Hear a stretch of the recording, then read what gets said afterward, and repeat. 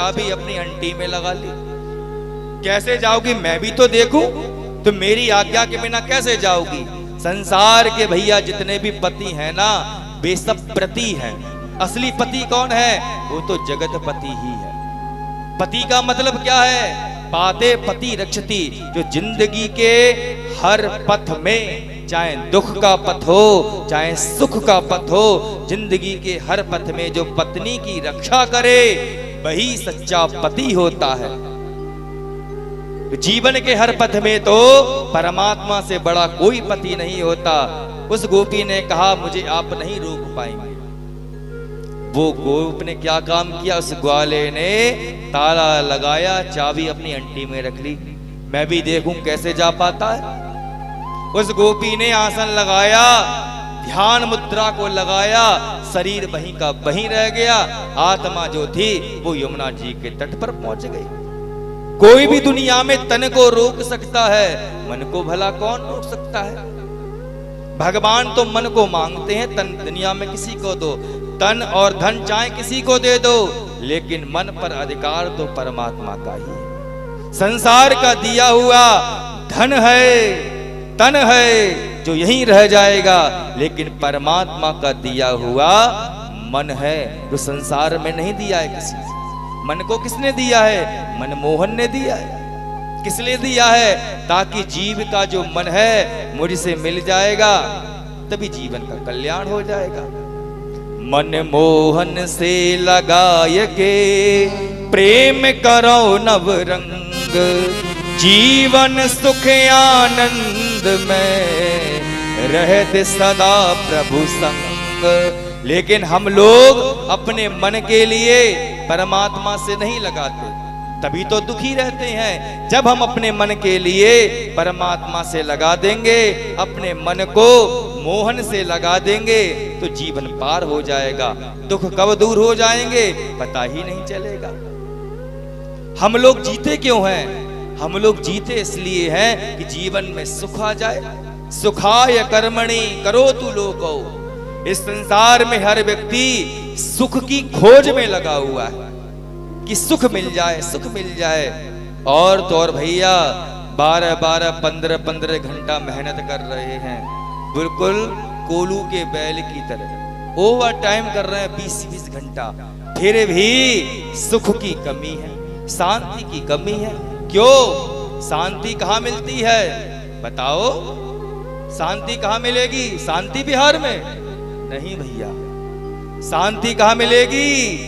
शांति मिलेगी शांताकार के चरणों में। शांताकारम भुजगशयनम पद्मनाभम सुरेशम विश्वाधारम गगन सदृशम मेघवर्णम शुभांगम लक्ष्मीकांतम कमलनयनम योगिभिर्ध्यानगम्यम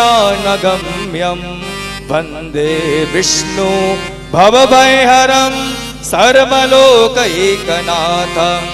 जो सभी लोगों के नाथ हैं, जिन्होंने कालिया नाग को नाथ दिया, वही त्रिलोकीनाथ, त्रिलोक के स्वामी भगवान श्री नारायण, उन्हीं के पास ही शांति रहती है। आप कहोगे बात कुछ समझ में नहीं आई। और शांति भी कब रहती है? शांतकारम भुजगशयनम। भुजग किसे कहते हैं? सांप के लिए, नाग के लिए। नागों की शैया पर लेटे हुए हैं और शांत अवस्था में हैं। भगवान है तभी तो लेटे हैं। आप लोगों के सपने में कोई सांप दिख जाए, फिर देखो पूरी रात नींद नहीं आएगी डर के मारे। लेकिन भगवान भुजग शयनम, शेष की सैया पर लेटे हुए हैं, लेकिन फिर भी शांति में, शांताकार, शांति को रूप को धारण करते हुए, तभी तो लेटे हुए। इसीलिए शांति कहाँ मिलेगी? भगवान के श्री चरणों में ही मिलेगी।